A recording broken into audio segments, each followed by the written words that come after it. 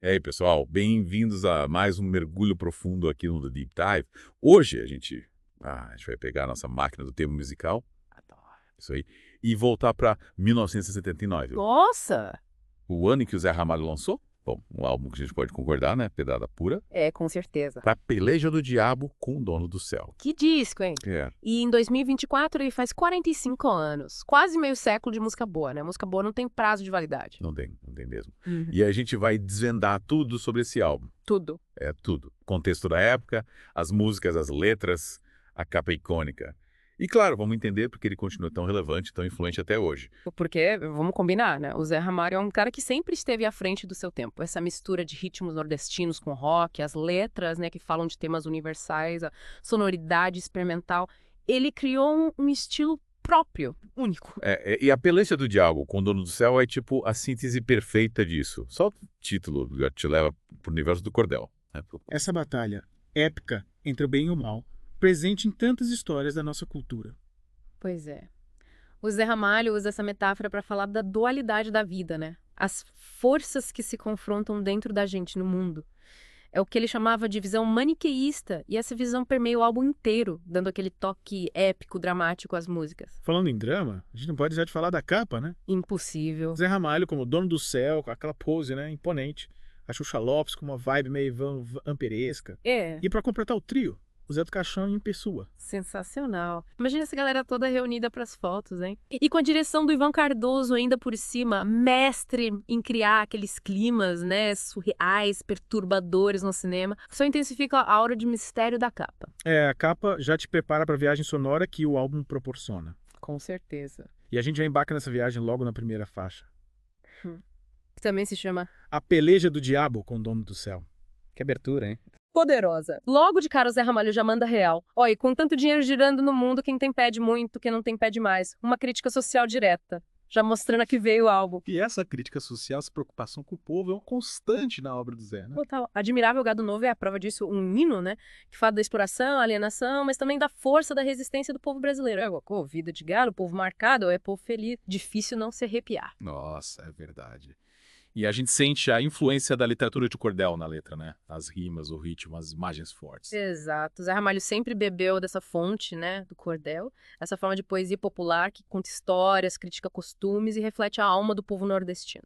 E Admirável Gado Novo é um exemplo perfeito dessa fusão. E a sonoridade da música também, né? Sensacional.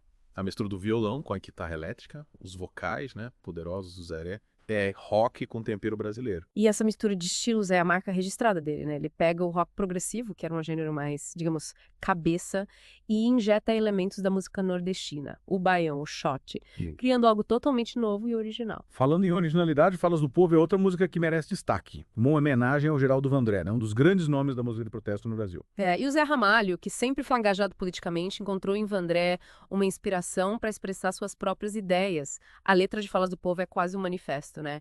Falo da vida do povo, nada de velho ou de novo. E o Zé coloca a voz dele ali, né? Sim, A interpretação visceral para dar ainda mais força para a mensagem da música. sem dúvida. Ele tem um jeito único de cantar, de declamar as palavras, te prende a atenção do começo ao fim. E em Falas do Povo, a gente sente a emoção, a indignação, a esperança, uma mistura de sentimentos que te leva para dentro da música. E Bioibaria. Que música linda. Linda! Ela abriu uma trilogia que continua em outros álbuns do Zé. E a sonoridade aqui mais leve, né? Mais pra cima. É como se a gente estivesse cavalgando na beira do mar, sentindo a brisa no rosto, a areia nos pés, uma sensação de liberdade e de paz. E a letra é inspirada num folheto de cordel escrito pelo próprio Zé, chamado Apocalipse. Caramba, o cara manda bem na música e na literatura. Pois é, o artista completo, multifacetado, e essa versatilidade se reflete na música dele, né? Que transita entre gêneros, estilos, temas. E ele não tem medo de experimentar, de usar. Em Agônico, por exemplo, a gente tem uma faixa instrumental que mostra toda a habilidade do Zé com os instrumentos. Ele toca tudo, violas, baixo, percussão, piano, pandeiro. É um deleite para os ouvidos, uma viagem sonora que te leva para diferentes paisagens, diferentes estados de espírito. E o mais legal é que Agônico vai reaparecer em outros álbuns, com letra, mostrando que o Zé Ramalho não tinha medo de visitar suas criações, de dar novas roupagens às suas ideias. Ele estava sempre em busca de novas sonoridades, né? E pelo vinho e pelo pão, por exemplo, traz uma influência bem diferente. Uns toques de fado português. E ainda tem a participação especial da Amelinha, que era esposa do Zé na época. Que legal! E por falar em Amelinha, sabia que Franva Mulher, que virou um dos maiores sucessos do Zé, foi composta inicialmente pra ela. Sério, que história. E é impressionante como o Flor Ney continua sendo um clássico absoluto, né? Toca em todo lugar, todo mundo conhece, todo mundo canta junto. Impossível ficar parado. E essa mistura de frevo com a sonoridade rock do Zé é simplesmente genial. Ele pega um ritmo tradicional e dá uma cara nova, moderna, sem perder a essência da música pernambucana. Ou não é a cara do Zé Ramalho. O Zé Ramalho é mestre em misturar influências, né? Criar algo único. E é por isso que a Peleja do Diabo com o Dono do Céu é tão especial. Não se encaixa em nenhuma caixinha. É uma mistura de rock, música nordestina, experimentalismo, a cara do Brasil, essa mistura de culturas, ritmos, de ideias. É incrível como esse álbum, mesmo 45 anos depois, ainda soa tão atual, né? As letras, a sonoridade, parece que foi feito pro nosso tempo. Pois é, as questões que ele aborda, a desigualdade social, a busca por identidade, a crítica ao sistema, tudo continua relevante. E a sonoridade, essa fusão de estilos é algo que a gente vê muito na música brasileira hoje em dia. Tipo, a gente pega uma banda como Baiana System, né? Que mistura ritmos afro-brasileiros com música eletrônica, ou Lineker e os Caramelos com influências do soul e da MPB dos anos 70. É como se o Zé Ramalho tivesse, sei lá, aberto um caminho, plantado uma semente que continua a florescer na música brasileira. Com certeza. A Peleja do Diabo com o Dono do Céu foi um marco na carreira dele. Um divisor de águas. Ele já tinha outros álbuns, mas foi com esse que ele conquistou o público, né? Se consolidou como um dos grandes. E a gente não pode esquecer do contexto da época, né? Final da ditadura militar. A música era uma forma de expressão, de resistência, de protesto. Muitos artistas usavam a arte para criticar o regime, lutar por liberdade, por justiça social. E o Zé Ramalho, com essa mistura de rock e ritmos nordestinos, com letras que falavam do povo, da vida real, se conectou com o público de um jeito muito forte. Ele não era alienado, né? Ele estava antenado com o que acontecia no país e isso se refletia na música. E ele fazia isso de um jeito único, né? Trazendo elementos da cultura popular, tipo a literatura de cordel pro rock, criando uma linguagem própria, original. Era como se ele estivesse dando voz aos excluídos, aos marginalizados, usando a música como ferramenta de denúncia e de empoderamento. Exato. E ele conseguia unir essa crítica social com a poesia, né, sofisticada. Letras que te fazem pensar, refletir, questionar. Não era só protesto, era arte. E a Peleja do Diabo com o Dono do Céu te transporta para esse universo. É como se você estivesse ouvindo um livro de cordel musicado com todas as nuances, as alegrias, as tristezas, as lutas. E a sonoridade te envolve completamente. É uma viagem sonora que te leva pro sertão, pras ruas do Recife, pros palcos do Rock Law. Uma mistura de cores, de sabores, de sensações. Te deixa imerso no universo do Zé Ramalho. E é impressionante como essa sonoridade continua influenciando artistas até hoje, né? A gente ouve ecos do Zé Ramalho em bandas de rock, em artistas da MPB, em músicos que exploram a música nordestina. Ele abriu um caminho, né? Mostrou que era possível misturar, experimentar, usar, sem perder a identidade, a raiz. Sem dúvida, o Zé Ramalho é um daqueles artistas que marcam época, que deixam um legado. E a Peleja do Diabo com o Dono do Céu é a prova disso. Um álbum que, mesmo depois de 45 anos, continua vivo, pulsante, inspirando novas gerações de músicos, de ouvintes. Sabe, ouvindo a Peleja hoje, a gente vê como o Zé era visionário, né? Sonoridade, misturando tudo, criando algo novo e brasileiro ao mesmo tempo. É tipo, dá para traçar uns paralelos com a música de hoje, né? Essa mistura de gêneros, a experimentação, a busca por uma identidade brasileira autêntica. Isso ecoa em vários artistas. Total. Olha a Cell, por exemplo, né?